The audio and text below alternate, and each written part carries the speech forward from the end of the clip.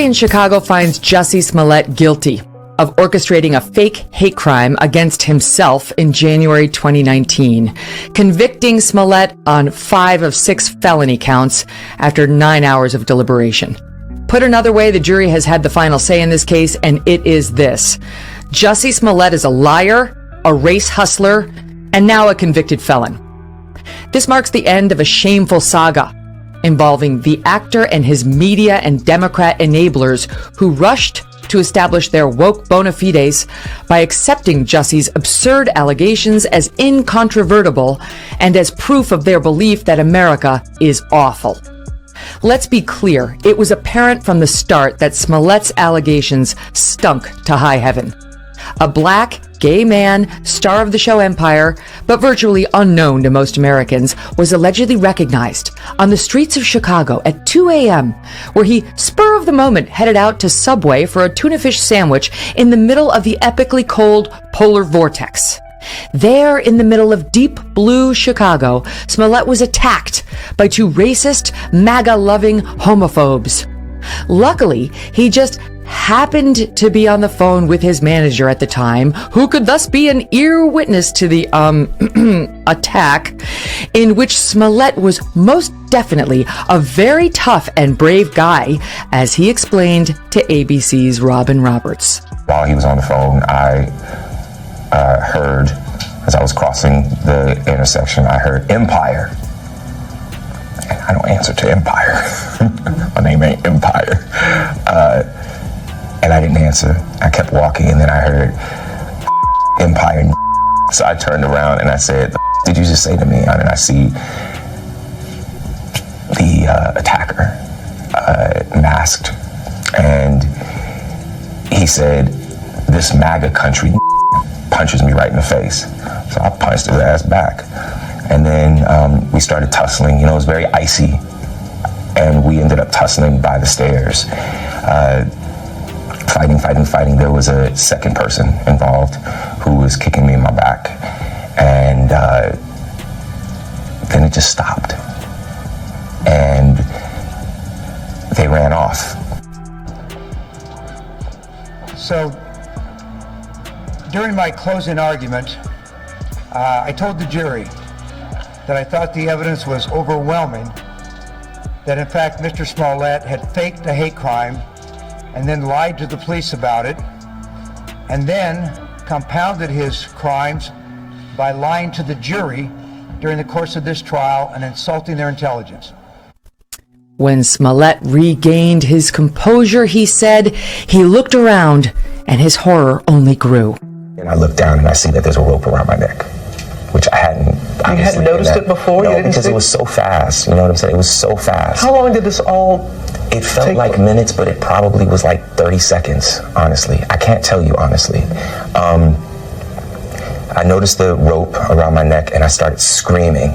And I said, "There's a rope around my neck." That's what I told the jury in my closing argument. With the resounding verdict we just received from this jury after 1 day of deliberations, in which they found Mr. Smollett guilty of virtually all charges of doing exactly what we said he did, of reporting a fake crime to the Chicago Police Department as a real crime. That verdict was a resounding message by the jury that in fact Mr. Smollett did exactly what we said he did. Oddly, his first instinct was not to call the police. Why? Because again, he is a very tough and brave guy. Why did you hesitate to want to call the police? You know, there's a level of pride there. We live in a society where, as a gay man, you were considered somehow to be weak. And I'm not weak. I am not weak. And we are, as a people, are not weak. So, I mean, I can accept that there was pride there. There's also privacy. And what I think is important about this verdict is that a lot of you from Chicago know that it was a couple years ago when the court system came to me and wanted me to become special prosecutor because there was a feeling that things that had happened in the past, that there never was a public trial, and that this controversial events that occurred regarding Mr. Smollett and what he did to this city and what he did to the Chicago Police Department never had a chance to put it in front of a jury and let a jury decide, after hearing all the evidence, whether what Mr. Smollett was right or wrong, because it's very controversial. I agreed to do that because I felt it was also important for the Cook County judicial system to get a trial. Whether we won or lost the trial was not the issue. What was the issue is that what Mr. Smollett had done in this city should be aired in front of a public trial where all the evidence comes out, all the talk on social media may or may not be true, but the true facts, I thought, needed to come out, and we did it. And we became special prosecutors, and the rest is history. We've now won this case, and I want to point out that there's an enormous effort was put in when I agreed to take the special prosecutor role. That meant that my law firm became special prosecutors, and the men and women around me right now in the last 2.5 years have worked so hard to develop the evidence, present it to a grand jury, go through a pandemic, wait to get a trial, which we wanted, and finally in the last 10 days, these lawyers have had a chance to present this evidence to a jury, and we've come away with the jury agreeing that they should have heard the case, and in fact he was guilty. Thank you very much. Smollett claims that it was at that point that he realized his attackers, whom he later claimed were white, had poured bleach all over him too. How it was that two racist, homophobic, MAGA-loving attackers just happened to recognize him, hurl racial and gay slurs at him, knowing, of course, his sexuality, and be ready to attack him with a noose and bleach at 2 a.m. on the streets of Chicago remained unclear, as Robin Roberts apparently did not feel the need to ask. It would later become clear that Smollett tightened the alleged noose around his own neck just in time for the arrival of the cops, who his manager called, testifying that it was thrown on him loosely, but pictures later showed it nice and tight around his throat. Wonder how that happened. This jury, by the way, this jury worked so hard, and for Mr. Smollett to get up in front of them and lie for hours and hours and hours, that really compounded his misconduct.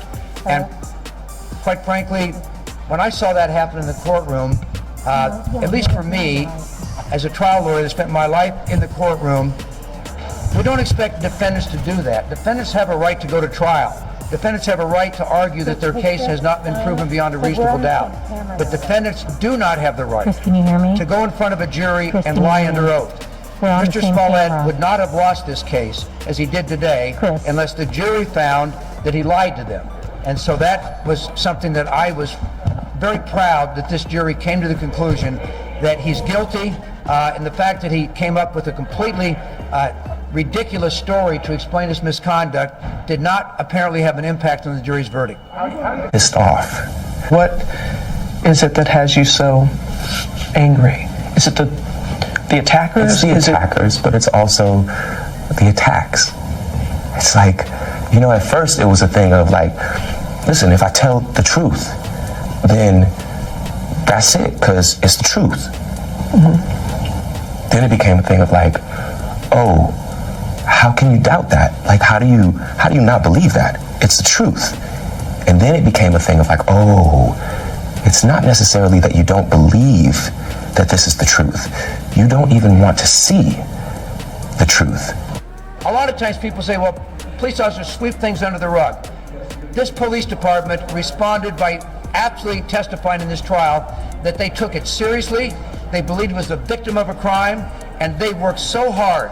For the next 3 weeks, 26 Chicago police officers spent 3,000 hours of time costing the city well over $100,000 for a fake crime that never occurred. And by the way, a fake crime that denigrates what a real hate crime is. And to use these meanings and symbols that are so abhorrent in our society, it's clear why the police would take it seriously. And they did. When Detective Thies described he was working 36 hours with no sleep, and so were other police officers, because they had to trudge through these communities and get doorbells that had these cameras on it, and the work they did was extraordinary. So I have told the jury that what happened here was so wrong for the Chicago Police Department. And by the way, maybe the Chicago Police Department is not perfect, but I'll tell you this, what they did on this case was extraordinary police work, and the fact that this jury convicted him on virtually all counts was based on testimony from Chicago police officers and the two Osendero brothers, and I believe it's a complete vindication of everything the Chicago Police Department did to thoroughly and conscientiously investigate this case. You don't want to see the truth about America, that is, about life as a black gay man in racist, homophobic America. You doubt Jussie, you see, and you are hashtag part of the problem. As if on cue, Smollett's media and Democratic enablers jumped in, making clear one may not question the hate crime story of a black gay man who is a very tough and brave guy and definitely not a liar. Example, Ellen Page, now Elliot, who went on with Colbert to express her disgust at those who would question this obviously true story. A media that's saying it's a debate whether or not what just happened to Jussie Smollett is a hate crime. It's absurd. This isn't a debate. I agree. Sorry, Not at all. I'm really fired up tonight. This is how you have to be fired up. It feels impossible to not feel this way right now.